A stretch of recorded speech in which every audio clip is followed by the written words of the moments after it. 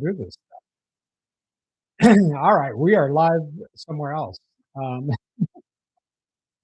so now I'm going to tell the other link. Um,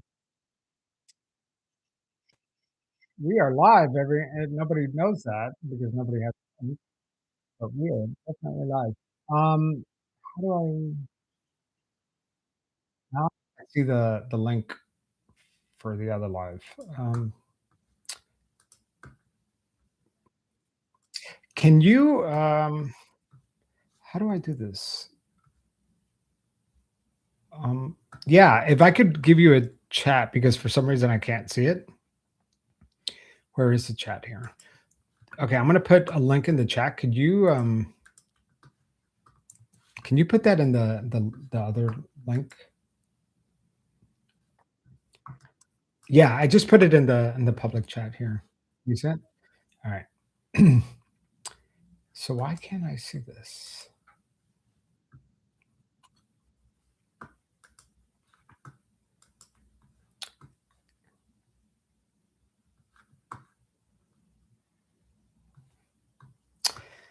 Hey everyone, we're having technical difficulties for those who are watching the replay.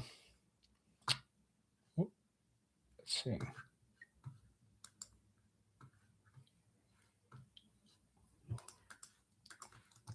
Let's see.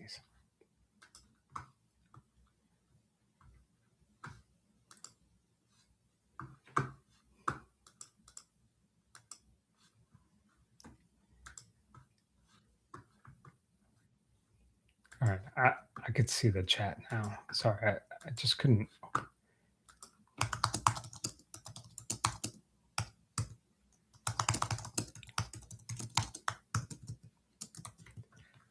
All right, I put it in the chat. Did you put it in the chat too? Oh, okay. No, don't worry. I figured it out.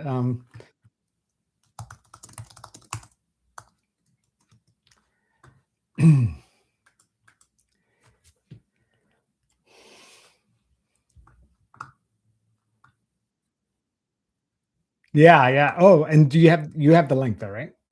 So no, what actually you could stay here, and what I'll do is I'm gonna go ahead and start recording this too, and then I'm going to share my screen, and then I'm going to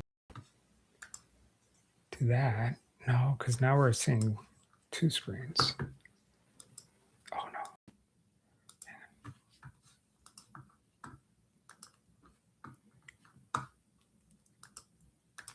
Well, one maybe it's you. I don't know. Maybe nobody else switched.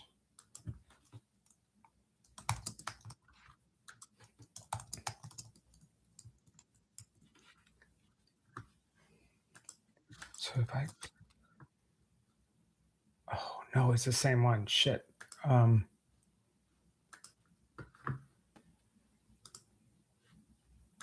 what? I hate doing this. I'll never do this again. It's so stupid.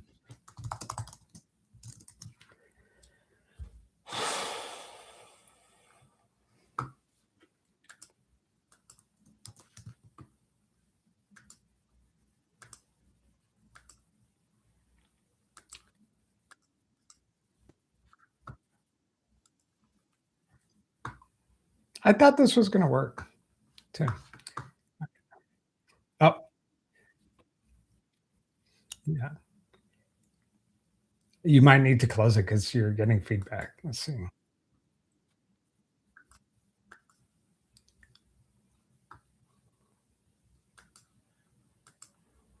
Oh, this is so disappointing. All right, we got 3 people. Hey, thank you guys for coming over.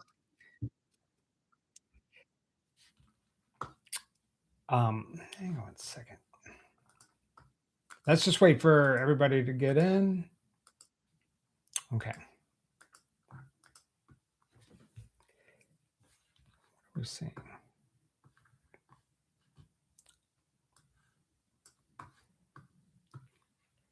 All right, we got 12 folks in here. Woohoo! We got this working. I don't know what you guys are seeing, but hopefully you can see us. Sorry about this. obviously suck at lives. But now that we have a party going, we have 13 people here. Yes, this thing is on, Jerry Williams. Thank you for coming. Rebecca, I'm so glad you're here. We got to talk, by the way. And Jess, nice to see you. Canito, you're a rock star. Mary Beth, who am I forgetting? Christine, did I already say you? And yeah. Anyways, thank you guys for coming, and sorry for the technical difficulties. You might be wondering, who is this person next to me? Well, this is Katie Watson, who is a Patreon supporter. I want to do this more often and hopefully with less technical hiccups, but where I invite a Patreon supporter to come and join me and do a live episode. I'm trying to do a lot of reaction episodes too, where we play the actual episode and then we have a reaction to it. And I want to invite my Patreon supporters. So hopefully all of you in the chat will eventually, if you want, join me for one of these crazy, this is nuts, by the way. I don't know what you're seeing, but it sounds like, yeah. I told Katie, I was like, nobody's coming to this thing. Just imagine you and I are just having this conversation. Well, anyways, Katie, thank you for coming. I said this in the fake live that we had earlier because Katie and I were, yeah. But Katie is from California and she has a beautiful British accent, so she's going to make this episode so much more classy than it is. But this, by the way, Katie, this was all Jessica Sarlo's idea. She's a listener, and she's like, "Why don't you do a live AMA?" And so, Jessica, this is all your fault. But so, Katie, tell me before we get started. Tell me how long have you been listening to Pretend? When did you discover the show?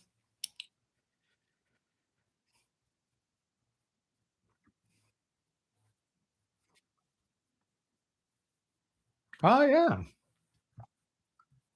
Oh.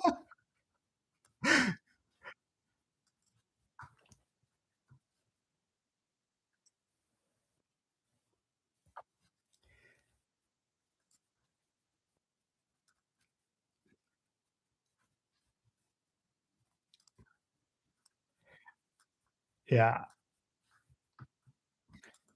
Well, I'm so glad you discovered the show. And so if Stalker, and I just realized I'm on the screen twice. Don't worry, it's just double the fun, you know.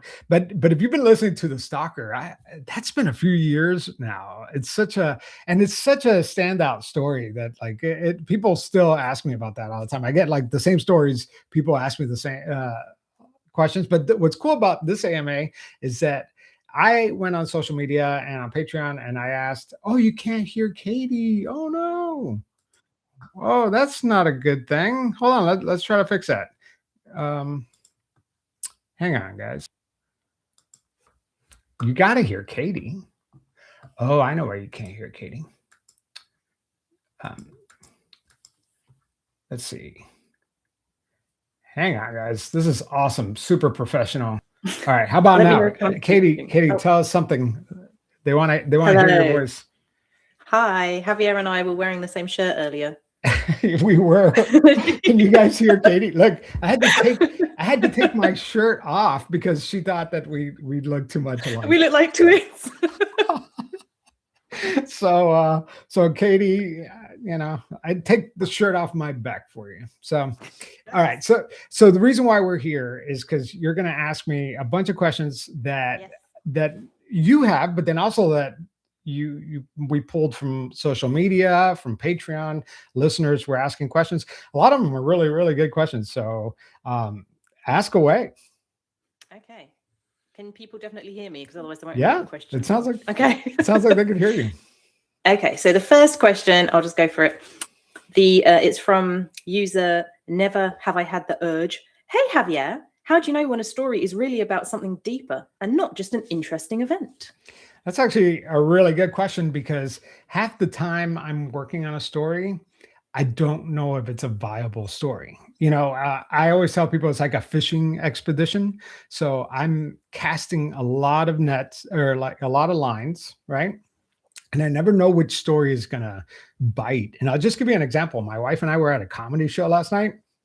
And we were waiting for the comedian, and I checked my notification and I got a message from this guy.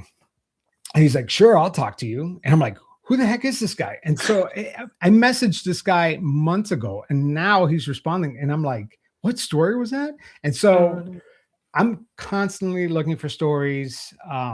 So the first trick is like getting them to bite, right? Getting somebody to talk to me, and then getting a well-rounded story, right? Like I don't like to just talk to one person. I like to talk to a lot of people. And that's when I know that a story works, because now I got both sides talking to me.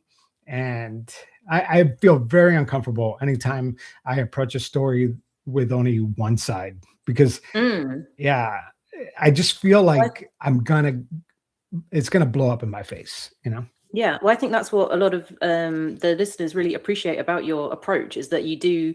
I mean, sure, sometimes you might seem a bit biased one way or another, or have your own, ideas, but you do go really deep and like present all sides, and yeah, you put in like way more effort than lots of people do, and then just churn out podcasts, and you're just like, he's really trying to cover all the bases. So I think it's definitely one of the many reasons that people like the show. And I do struggle with the whole bias thing, by the way, because I grew up, I went to school, J school, journalism school, and they told us never show any emotions. Never, like if you're interviewing somebody, this is a human reflex, right? Like if somebody's talking to you, you shake your head, right? And you shake your head, but that's showing that you're agreeing with them. That's what they taught us, that you can't even like nod your head because it shows that you're biased. And so like I came from a school of thought where it was just like, you cannot ever show how you feel about a story. And like, I just feel like journalism has changed, and it's a little freeing to let my own opinions show every now and then. Not that I'm not trying to like, preach to anybody. It's not like MSNBC or Fox News or whatever, but I'm human. I have opinions, and I just think the world of journalism has kind of changed. So I changed too. Yeah.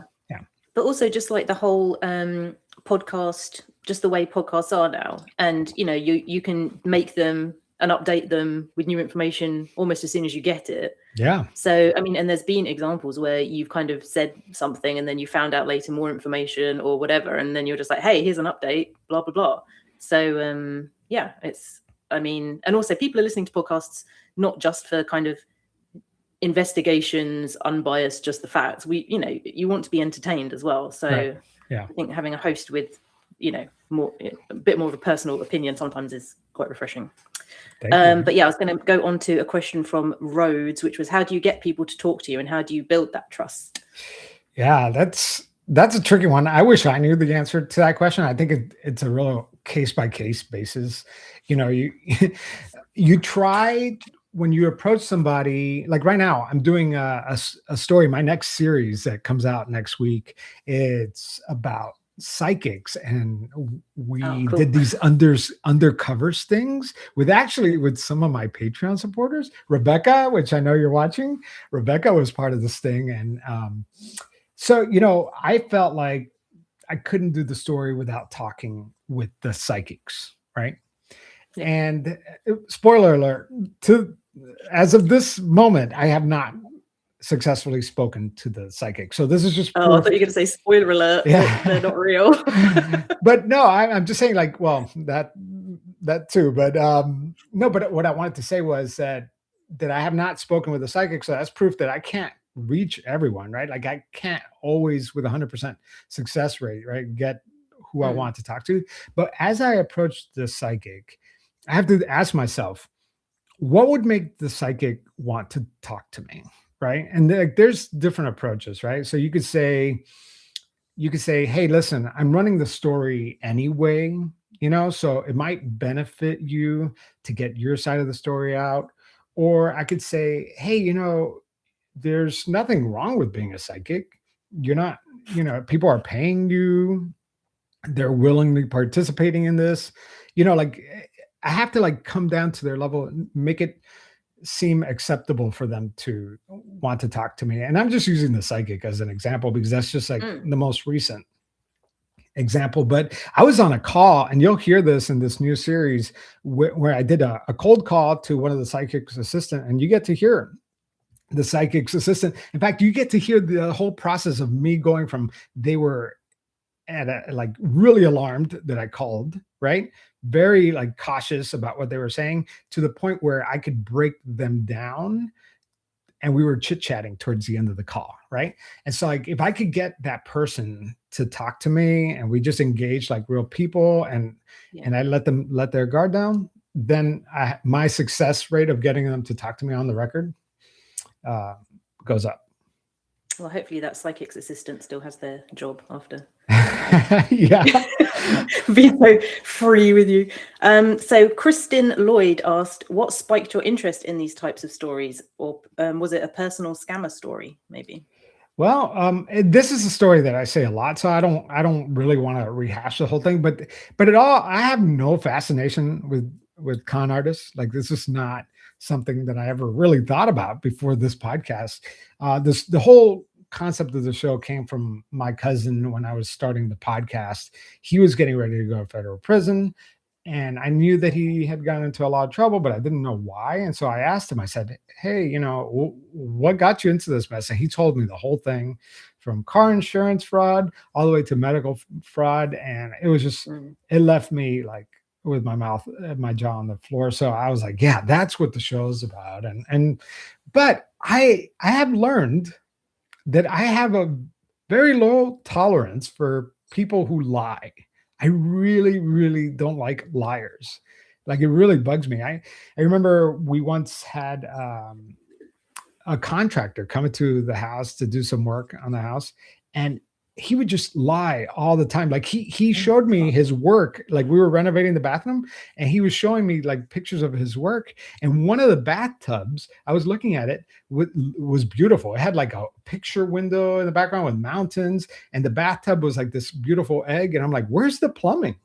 It was like, oh, this is an AI picture. He's trying to sell me an AI picture, and like that was his work. And God, and then it's like reality, and it's just a horrible. Oh, I just cannot stand people that lie or try to pull a fast one on you. And so I was like, do you know who I am? I have a podcast about people just like you. I mean, if you run out of ideas, you could like maybe hit him back up and see what kind of stuff he's posting.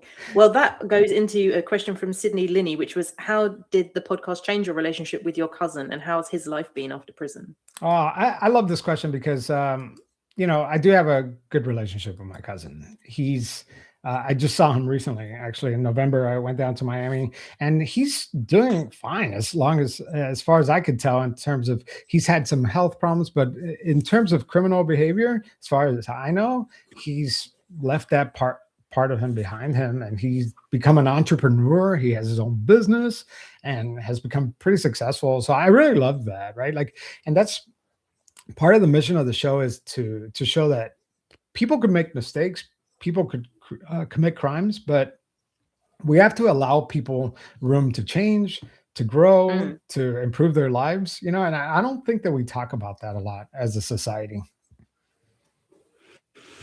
Okay. So I was going to ask about, if you're talking about sort of your personal life, don't know how to say this. Agatha Volpe 88 says, how do you balance all the journalistic research to get episodes out while balancing another job and personal life? Oh, yeah, that's tough. You're a busy guy. Yeah. Back in last November, I got laid off from my job, and I freaked out. But then I was like, this is a great opportunity. I'll just be a full-time podcaster. But, it's tough being a full-time podcaster. So I found this new job. It was an awesome opportunity. I'm actually leading a podcast YouTube studio. You would think that I would do a better job at live. We don't do live. So, but I produce podcasts for brands and for people who want to build their own personal brand.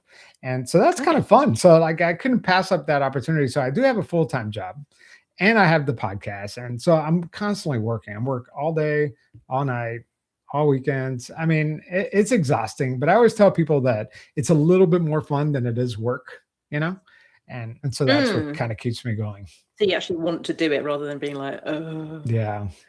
I hope soon that I could do it full time, but it's tough. It's really, there are some content creators that make tons of money and could live off of it, but not there yet, but working on it. Yeah, well, you definitely deserve to be, because you also have two other podcasts Yeah, that you do. and I kind of put those two podcasts on hold right now just because of that question. I've been so busy. It's really Mhm. hard to juggle, and the more that I add to my plate, I feel like the quality goes down, and I'm not. Although I love Ponzi Playbook and I love Criminal Conduct. Criminal Conduct is so intense. It takes a whole Yeah, it's year very good of though. reporting Yeah. to make one season, to make like 6 to 10 episodes. It's nuts. It's more work than Pretend. And then Ponzi Playbook is less work and a lot more fun. I just do Ponzi Playbook because it's my excuse to hang out with my friend Neil, and it's Yeah. just a lot of When fun. you two are having a giggle, it's really good. Yeah, It's really and fun. I do have a question about Ponzi Playbook though Yeah. from me. Okay. It's just about the theme tune. I was just wondering, like, did your kids play the theme tune? Oh, that little Such an epic- that song. No, it's from some stock music site. I loved Okay. it. It sounded so silly, and It so was so funny. I yeah. was like, oh, because when my sister and I were growing up, like we played the clarinet and flute, and my parents or my mum would like wheel us out, when their friends were around, we had to do a little duet for them or Yeah. whatever. And I was like, this sounds like someone playing the violin and someone playing the clarinet being forced to It just play sounded. this duet. I don't know why we chose that song, but it was something about it. When you hear it, That's you're funny. just like, this is it. I don't know why. Okay, it's a good one. Yeah, thank you. But can I say that people hated the Criminal Conduct theme song? If you go to I Apple, can't remember that off the top of my head. oh my God. If you go to the Apple podcast reviews, it's like, Yeah. love the show, hate the theme song, hate the theme song, hate the theme song. That was Oh, every no. review. And I'm like, we got that theme song from an artist named Ruby Rose Fox. And Oh, yeah, I remember it now. Yeah. she's such an amazing singer. And I was like, her music, by the way, I think is fantastic. So maybe we just have different tastes of music. I don't know. Yeah. Isn't it something about burying somebody? Oh, that one is called Bury the Body, but she is fantastic. That's it. Yeah. I think it's good. I like it. Definitely. So, you know what? It's just. But it isn't. It's no Ponzi Playbook theme tune. That's true. That. Yeah. Okay, let's move on to. Okay, this is a bit of a heavier subject. Joe Rocco, out of all the people you've done stories on, which one are you most afraid of attempting physical harm? I presume on you. Wow. So, I get that a lot. Like people must think that I'm like in danger all the time. And I hope not. But the one that scared the living daylights out of me was The Pests. Because that was a series about gang stalking, and I didn't even want to comment on those episodes. Yeah, I was just like, stay away. Yeah. And so I remember that my wife, I don't know if I've ever said this on the podcast. Maybe I have. I don't know. But I remember I let my wife listen to the episodes. It was like three episodes. And we both agreed. We're like, this is not worth it. We should never release these episodes. And I go, well, maybe if I just release it on Patreon, like they're not on my Patreon. I released it on Patreon, went on vacation, and I wanted to unplug. And so I did not check my phone. But then I snuck a peek in the middle of my vacation, and I saw that they had downloaded the episodes from Patreon. They somehow like hacked Patreon and ripped the files and published it. Maybe they just paid you $3. Maybe one of them paid me $3 and they posted it on their forum, and they were calling me all kinds of terrible things. And they had found my house and they had found everything about me. And I was so nervous. But thank God they actually liked my show. They liked the episodes.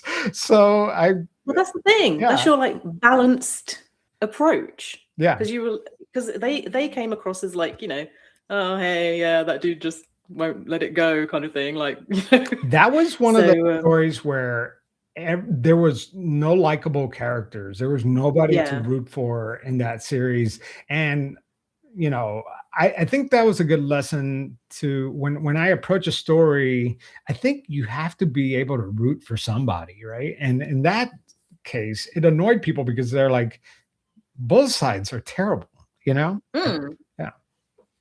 Although I will say, thinking about it, I can't really think of that many examples of people to root for in your, because you normally like pick some antagonist and then talk about what they're doing. Yeah. There's not normally like, you know, a hero type person. Well, and going on from that, it says Mrs. Page, PhD, friend. I don't know if that's her title or she's actually a friend. Who knows? But it says, what's the status with LaDonna? I'm dying for an update. You know, I wish I had more to tell you other than, for the most part, I feel like she's laying low. I have, every time there was something significant, I've done an episode about it.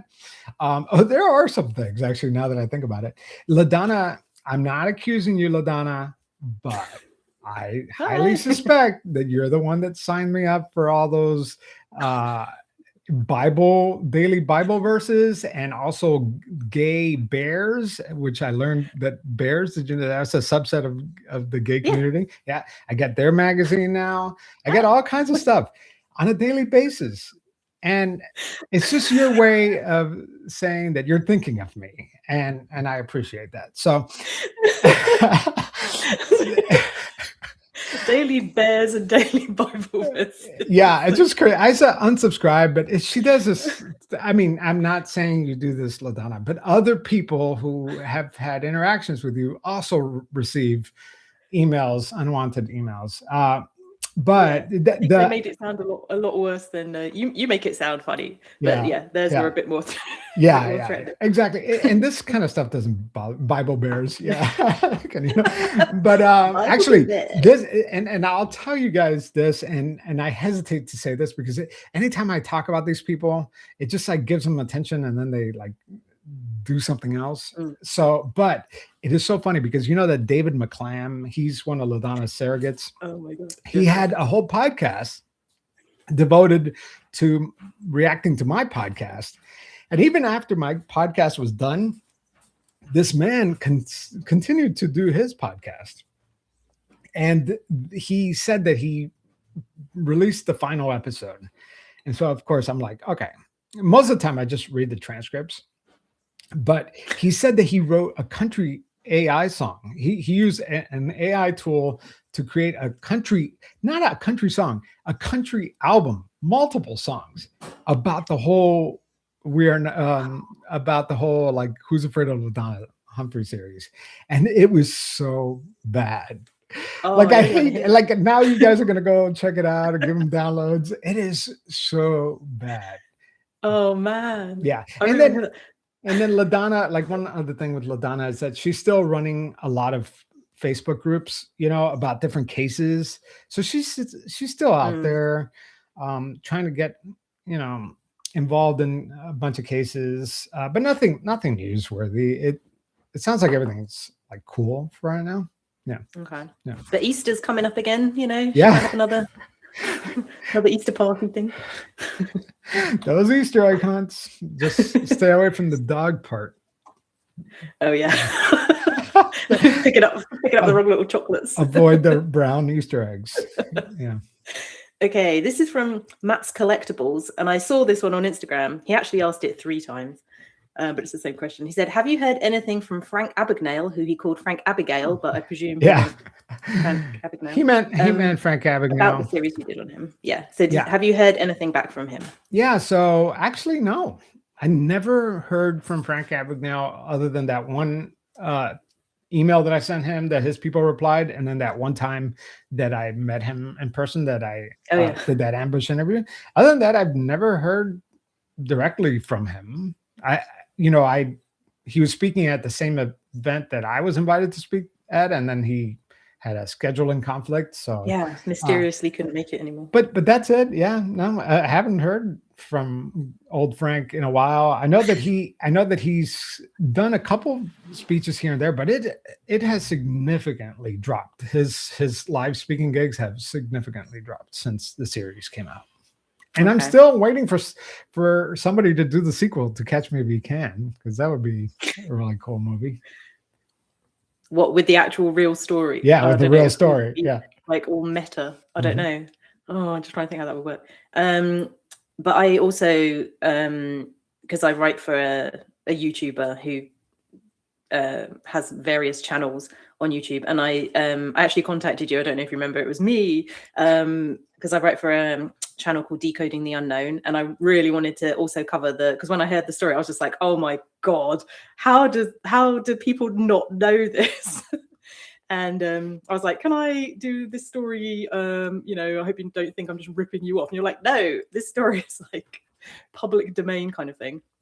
So I got my research, obviously, like from your research, because you did so much. I was like, I'm not going to ambush this guy, but I can say that someone else did. Yeah. And so when the host is Simon Whistler, when he was reading it out, he was like, oh, Javier Leiva actually went and met Frank. He was like, yes, Javier, yes. Oh, you were the one that wrote to me about that. That was cool. Yeah. So and I think that was quite a popular video. So I remember that. Yeah, it was a very popular video. That's really cool. And I love that other people are taking like the baton and running with it. I know, and I love that. I don't think that there's any ownership here, right? Like, I think that that was it. You said ownership. Yeah. But I think what everyone agrees is that Catch Me If You Can is a really good movie, and that it can just be a movie on its own. It doesn't matter if it's true or not. Right. It's a great movie. Yeah. But yeah, this guy just lying his entire life, and everyone's just like, oh, okay. And when you start to think about it for a second, you're like, hang on a minute, this is right? Nope. But yeah.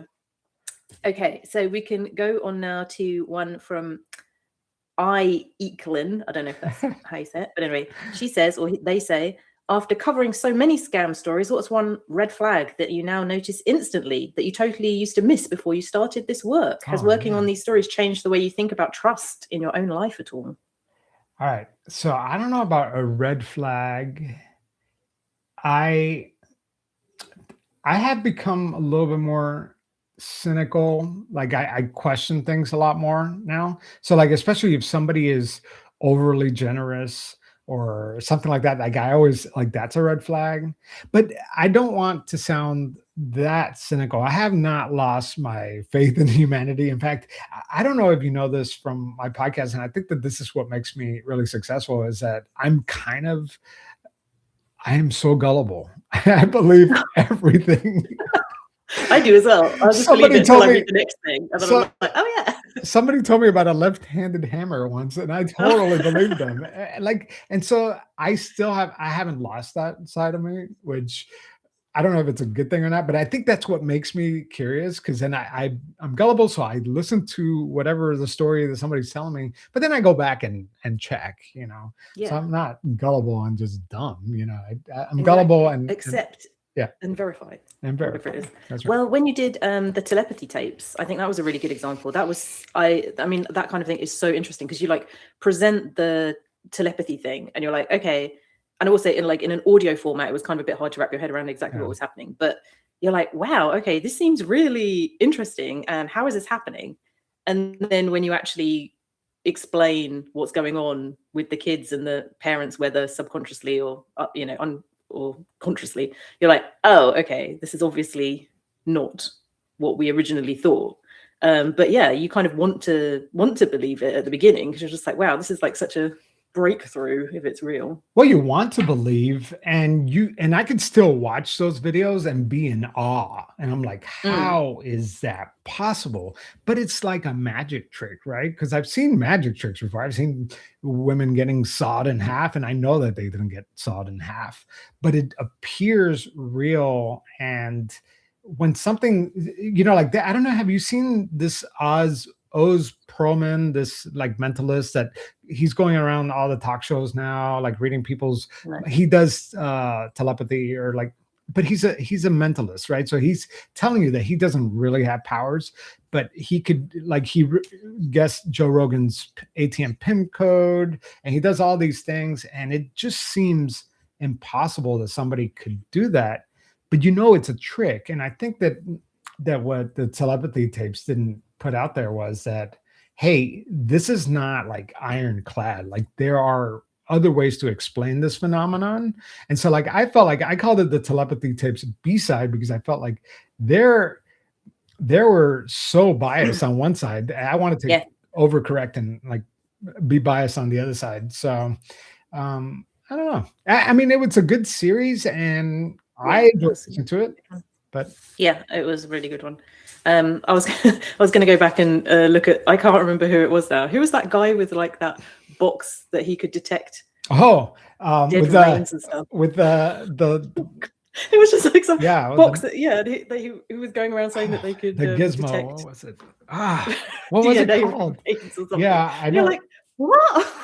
Yeah. Just flying around, and you could put like a hair in the box or something, and then it would like find the rest of it. Yeah. And what about the people sitting in the car with right? you? Like, why did that person? Why did it find like the mom that was right there? I forgot what it had a really funny name, that box, but I forgot what it was. But yeah, I mean, but here's what sucks about it, and it's kind of like what you'll hear in this new series with the psychics, is that these are people whose profession is to profit off of grieving families, right? And so like when you're grieving and you want to find your dead loved one's remains, you'll put a lot of stock into a lot of things that you probably normally wouldn't. When you're talking to a psychic and they're saying, yeah, your dead mother or grandmother just stepped into the room, and you could have one more time to talk with them. Yeah, you want exactly.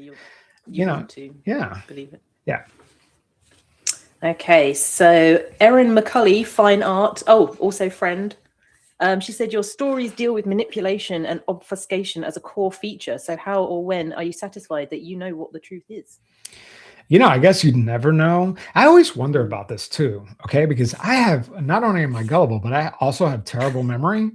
And so like, I always wonder if somebody made a documentary or like a podcast about something in my life, I don't think I could remember all those details. Like sometimes I'm talking with people, I'm interviewing them, and I'm like, how do you remember all this stuff? Like, and so I don't know that anything that I've put out in the world is 100% accurate the way it was, but it's the way people remembered it, And so I figured if you talk to enough people and then you start getting overlapping stories, and maybe there's some truth to that. If you get this one-off story that nobody else remembered, then I might drop that part out. So I'm trying to present the best version of the truth that I can.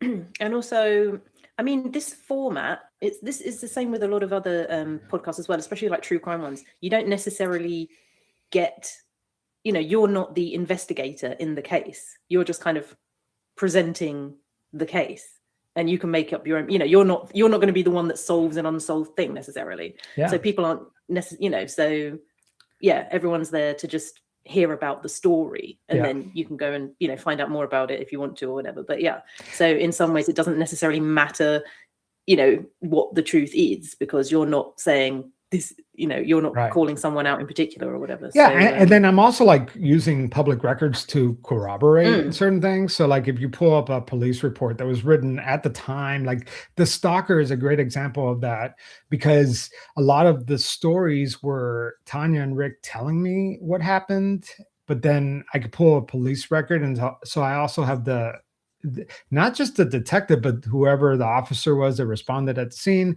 and they have to write down what they remember. And so like, you're building this tapestry and you're hoping that it's sort of kind of real, right? Or sort of kind of accurate. Yeah. I mean, what else can you do? If you have but then you can, that way, especially with the Stalker series, then you kind of start to see how like Tanya, for example, might have, been totally fabricating stuff right from the start and everything. You're like, oh my God. It was in my best interest to keep her talking and to keep them. I hope that I'd never presented myself like as I was on their side, but I wanted to maintain a really good relationship with them as long as I could, because I know that the more they talk, the more like data that I'm collecting, and I tried to keep the charades as long as I could. I think it was episode 6 or something where they realized, that this was not going the way they wanted it to. And so they came to you with that story, right? Yeah. Yeah. So, and you just, were like, okay, I'll look into it. So I don't know that they could say, oh, you're supposed to be on our side, because they were the ones that like, I don't think they should have done that. I'm always amazed at the people that want to talk to me. I'm like, have you ever listened to an episode of my show? Like before, and this is free advice, okay, guys? If you're ever invited on a podcast, make sure to listen to 1 or 2 episodes of that podcast to see what you're getting yourself into. I feel like a lot of the people I talk to have no idea. Like they just kind of talk to me, and I think that this is part of my interview technique. I try to have a very loosey-goosey interview. It's not structured. I want it to sound like a conversation so that they forget that they're being interviewed. Because if you think you're being interviewed, you're going to be kind of rehearsed and cautious and guarded about what you say. But if you feel like you're having a conversation, I end up getting a lot more information that way, you know? I'll say the one most shocking part of the Stalker series for me was hearing you say the C word when I was not expecting it. You were reading out all the texts and stuff, and I was just like, no, oh my God. I mean, and that was challenging. Or anything. I was not expecting that. Well, I know, and I try not to cuss or anything like that, but like, I just couldn't paint the picture of how graphic and juvenile and disgusting the texts were, because you can't see it. It's a podcast. So I had to read it, you know, and I didn't feel like any of the threats or the texts were that scary, but they were definitely really immature. And they must have been like super embarrassing to read. Yeah, but I needed people to understand that, you know, because this Tanya and Rick Fernandez are also kind of cheesy. And so like the text kind of matched their cheesiness, you know, like I don't think I don't know. I just didn't feel like the language was realistic. Okay. Yeah. Right. So let's carry on. By the way, Katie is doing a great job, everybody, right? I can read. Yeah, no, she's doing an awesome job. Like I didn't know Katie, like 24 hours ago, like we've only like messaged on Patreon, but you're doing a great job. So round of applause. Oh, thanks. Yeah. Okay. Well, I'll put in one of my questions then. I was just going to say, definitely. What's your hair care routine? You're well known for having nice hair. My hair, oh man, it is so long right now. Like I just, I skipped the hair. My hair guy, he books out like a month in advance, and I had to cancel an appointment. So now I'm just sporting the long hair. So like my hair routine is like, hey, whatever works. I don't know, like. It's doing. You look kind of like an anime character or something at the moment. Well, thank you. I don't know. I'll keep the long hair for the winter, and we'll see what happens. But yeah, cool. Okay, Callie Queen, it's not me. 805 says, "What has been the biggest challenge in doing the pod? Research, phone, Zoom calls, editing. I will add YouTube lives." You know, it's not one of those things is super taxing, you know. It's like all those things, and they don't all happen at once. It's not like Mondays I'm doing interviews and Tuesdays I'm like editing, and it's just, I don't know. I just have this rhythm now. I just figure it out, and I don't know. I just, you know what I tell people? I make use of, and this applies to anybody, right? So like not even podcasters, make use of every available 30-minute that you have. Like let's say you have meetings back to back, but then you have like a 30-minute gap here and there. Make use of that time. You know, don't just like brain rot on social media. Like try to do something. Like I'll write a paragraph. You know, I need to take your advice. Yeah, I'm so lazy. Yeah, because it's hard in a creative field. Sometimes because I'm telling stories. My favorite part of the job, maybe this is the question, is forming the story, like the story structure. Trying to figure out where the cliffhangers are, or like I want the stories to be twisty, you know, and I'm always love trying to figure that out, right? Like switching the order, and so that's what I find really fun. And sometimes when you're in a creative field, you need, and if you're a writer, if you're an author or whatever, you need like a lot of time to get mentally in the headspace to be creative. But I don't have the luxury of doing that because like you said, I have a job, I have a family, I have the podcast. I just figure out a way of like instantly like just get it done in 30 minutes and then move on to something else. I don't know. I guess I've conditioned myself. Well, that's really good. Okay, well then that goes into a question from Erin McCulley, fine art friend again, who I've got like a little chat thing that I think she's in, and I don't know what. It's just like some random one. I don't even know where I am. But anyway, She says, once you know what the truth is, how do you balance crafting a story which has twists and reveals with not blatantly lying to or manipulating the audience to keep them guessing? Yeah. So that's like, yeah, that's kind of like what I was saying earlier, is that like there's a couple ways of saying a joke, right? Like you could tell a joke and it could be like set a punchline and then the joke is over, or you could tell a joke with that kind of slowly unfolds and unfolds, but you anticipate that punchline.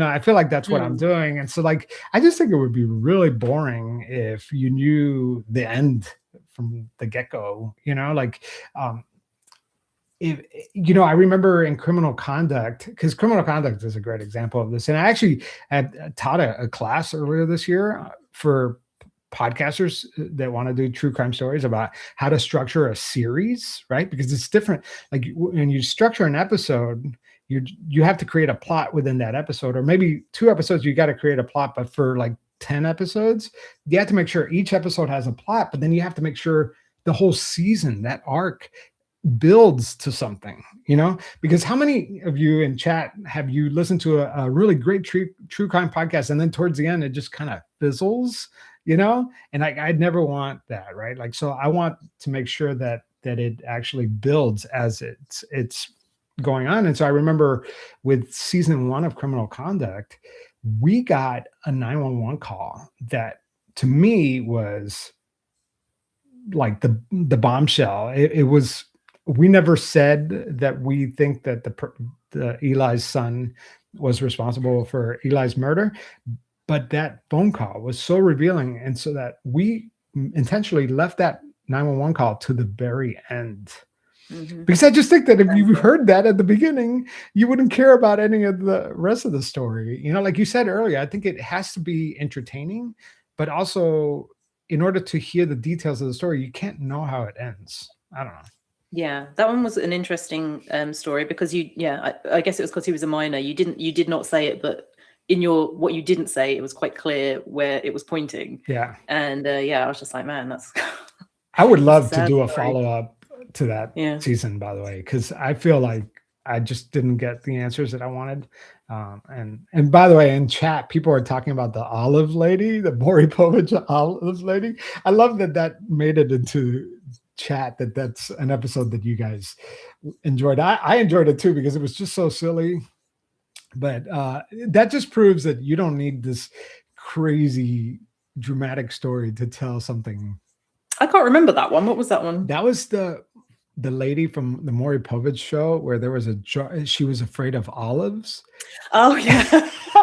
And they brought a jar of olives and she freaked out. And the fact that I was able to make a whole episode about that was, I was impressed. But yeah.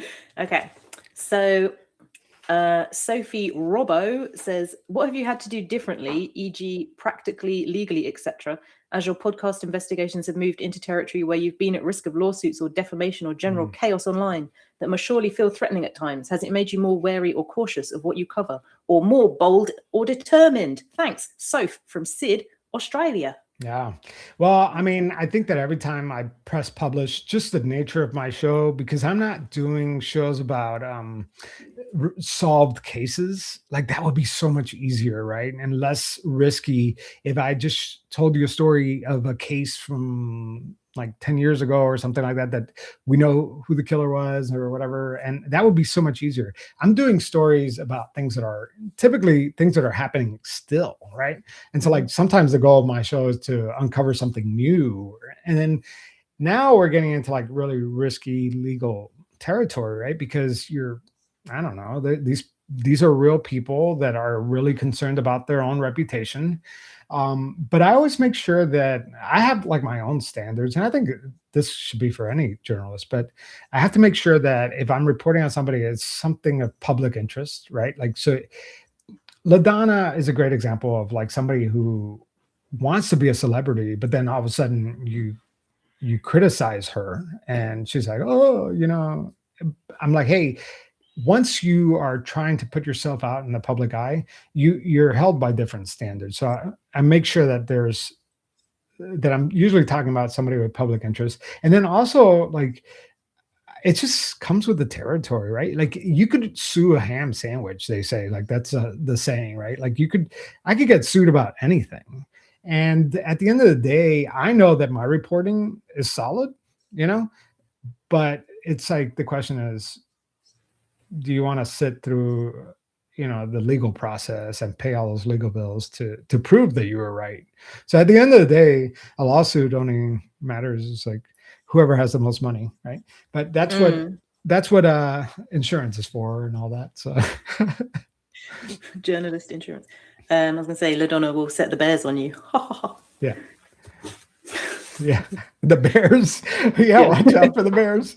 I love the bears. I'm sure the bears are actually very nice. Yeah, they're very nice. And the daily prayers, all these are very, very good things. Yeah. Okay, so Maureen Tarr says, I get nervous sometimes for you when some of your subjects affecting your real life. How does your family feel about it?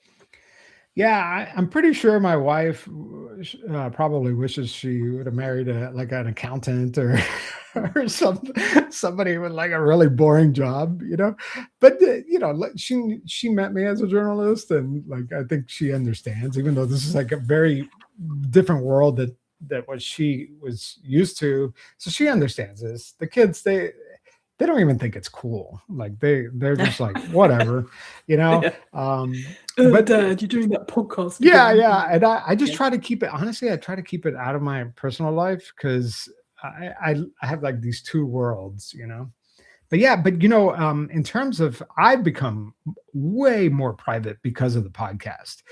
Yeah. I'm very careful about what I post. And I also have gone through the process of trying to disappear. I did this series called How to Disappear. And I've done things in my personal life. Like I'm trying now to move my house into a trust so that, you separate your house from yourself, and then you make it harder for people to find you.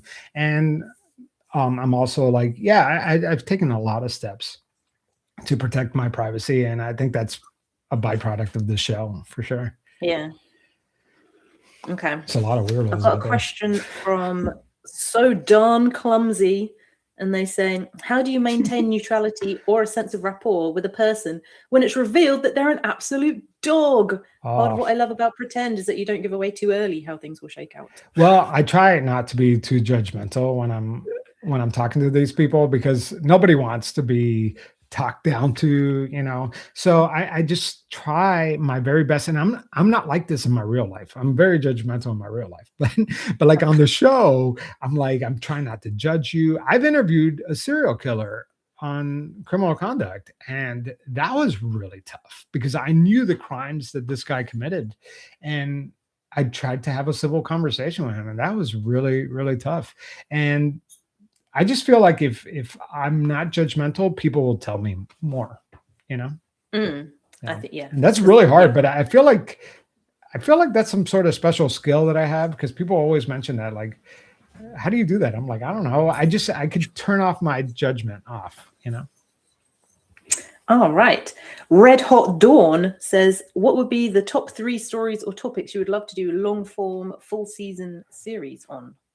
Well, I don't know if that's in general or whether like you did short ones that you want to expand on, or. Well, I'm kind of glad that they asked this, because almost a year ago, I remember that I made this like proclamation on Patreon saying that I wanted to try out this new series where it had nothing to do with con artists, but it was like everyone has a story. And I think I was going to call it Speed Dial. And let's say I interview you, Katie, you're the first person. And then at the end of the interview, I say, pull out your phone and let's find somebody on your phone so that I could talk to next. And then I got to go talk to that person. And then after that interview, I got to go talk to somebody on his or her, like, okay. Yeah. And it just keeps going on and on. And I am so nervous about doing that because I want to make sure that I get it right. But I'm also like really scared that I might meet somebody that doesn't have a story and that it's going to suck. But I really you have to go back and like redo the chain.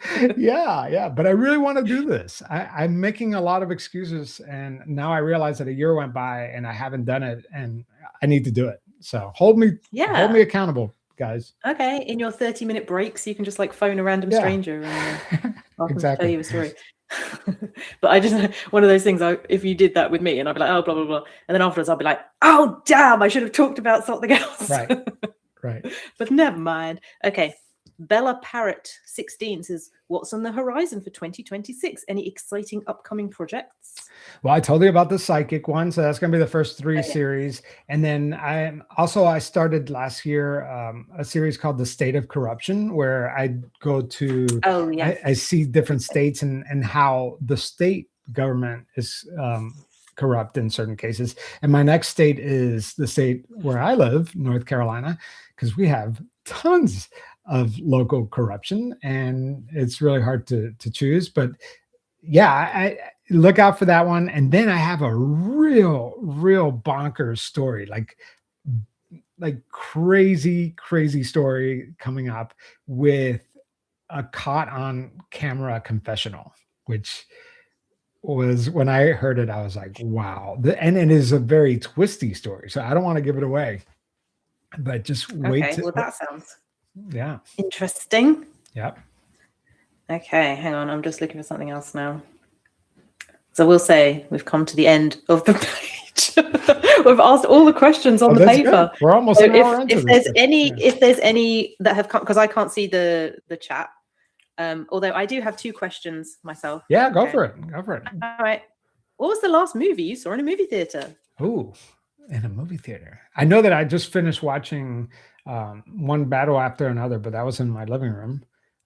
Same. It was okay. I won't watch it again. I don't think it's too. Yeah, I didn't love it. I wanted to like it more. In the movie theater. Oh my gosh, I don't know. I can't remember. I'll have to come back to that one. I need to go to the movie theater. Spare time. Yeah, that's the problem. Also, I saw Anaconda. It was very funny.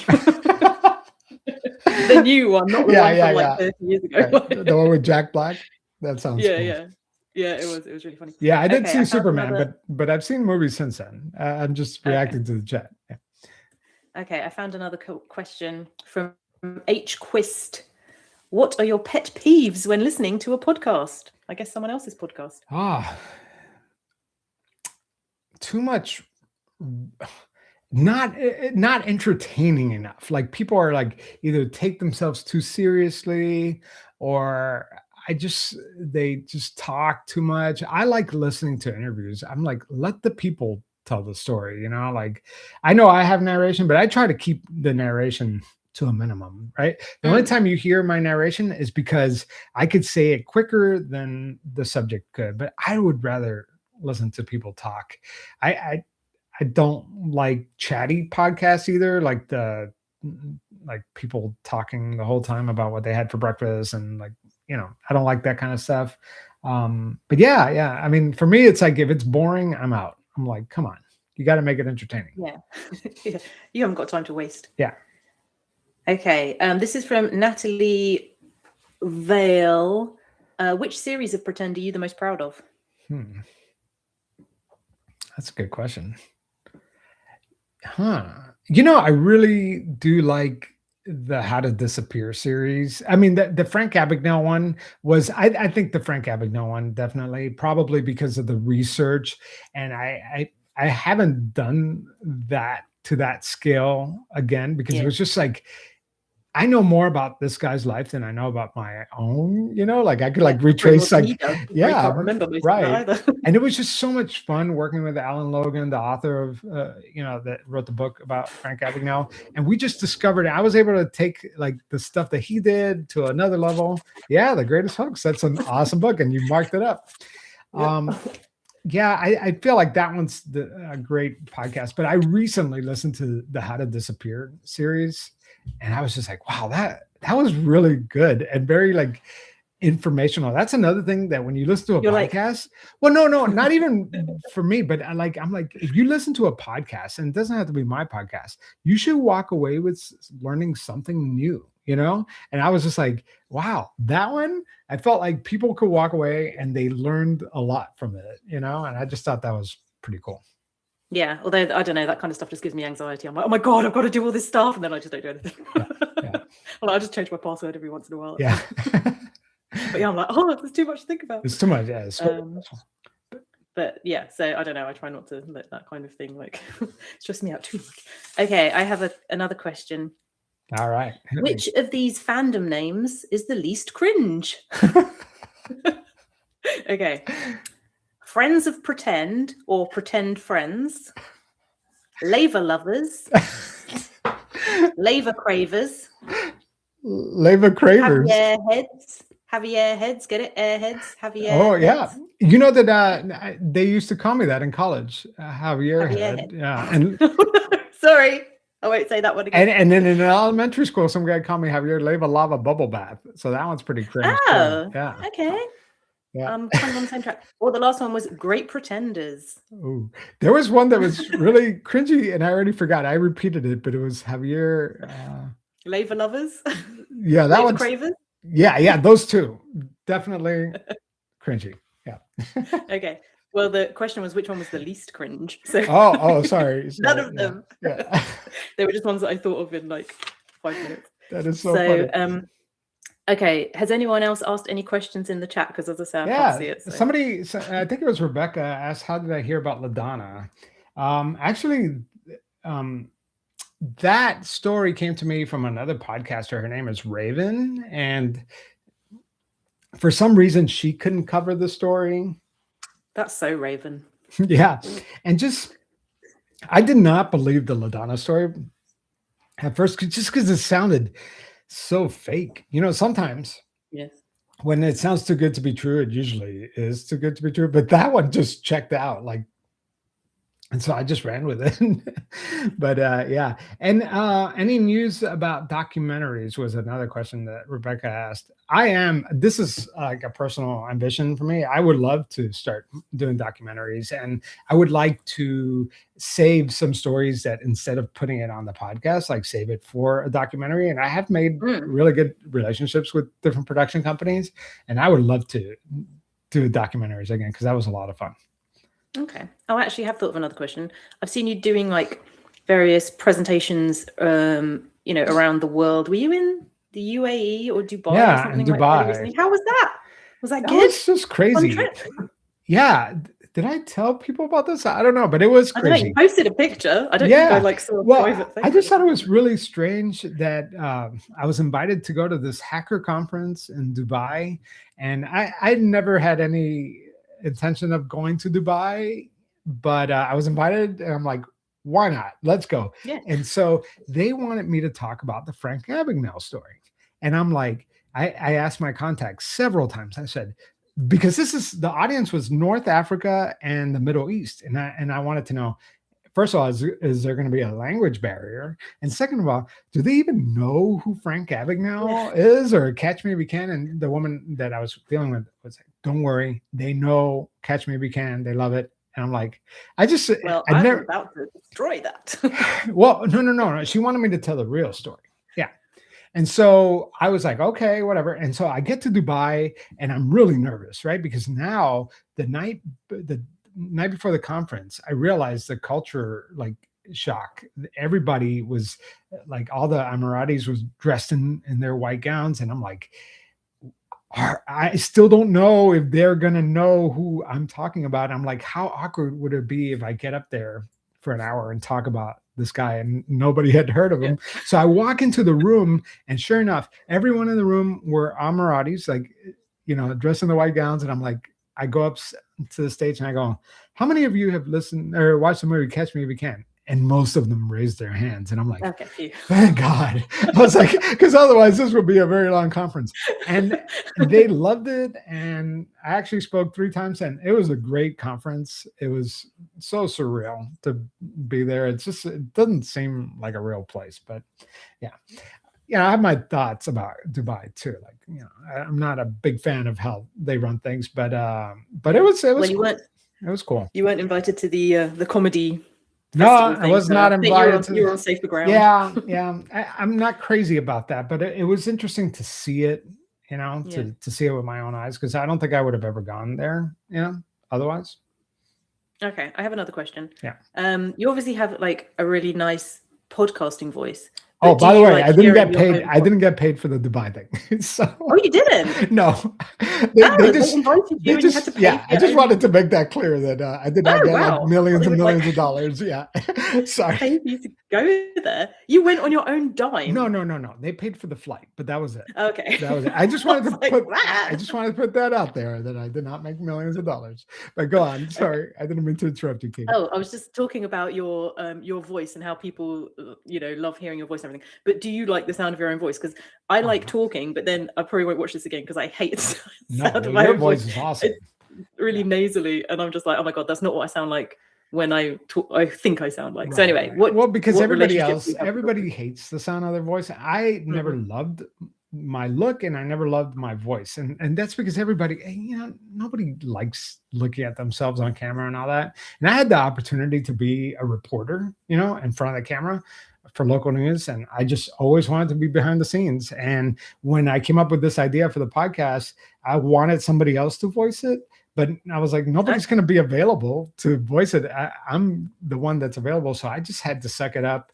And it was so funny. The other day, I aired one of the Word of Faith episodes again, Yeah. and I listened to the difference in my voice, and it sounded so dramatic and I blah, didn't blah, think it blah. sounded that bad. I don't It know, but wasn't that it was bad. shocking to me to Yeah, hear it how might have much been a my bit slower. style has changed. Yeah, that was also a good series. I think was that the first one that you did? Yeah, I did my cousin first, but I Oh aired the yeah, Word of Faith first. like Like the the okay, and that very was like first the thing first longer yeah. one. But Yeah. stay tuned because there is a Word of Faith related episode coming as Oh, well. good. Yeah, Yeah, that's a good. It's yeah, a. If you haven't heard it, go and listen to it yeah. because it's very good. And I Yeah. might be traveling out there at the end of the month because the district attorney for the Word of that's supposed to be trying the Word of Faith case is on trial himself. They're going to try to Oh. determine whether they're going to either remove him from that case or Uh remove him as DA. So that's happening at the end of the month. oh. So I'm probably going to be seeing old friends from the Word of Faith Fellowship. Hey, were they the ones that also had that This. restaurant, or was Oh that yeah. a Oh different no, one? that was a different one. Oh, that's a different one. Yeah. Did I So I ever was like, you say went there this? with somebody, and it was really funny. I can't remember what that was now. So I don't know if I've ever said this on the podcast, but I actually took my kids there to eat at the restaurant because I wanted to observe the restaurant. And I'm like, hey, do you know where we're at?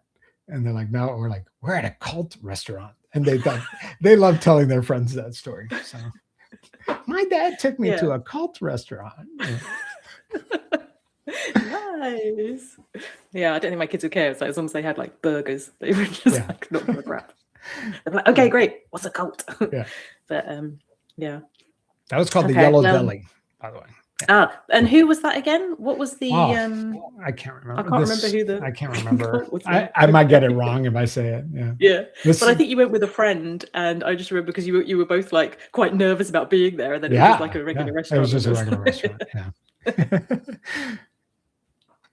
That's good. Yeah. Okay, well, as I say, I've finished the questions on the list. So I think if that's anyone- pretty solid. That was like an hour's worth of questions. And by the way, I hate talking about myself, right? So like this is cool that that we did this. It's a once in a blue moon type of thing.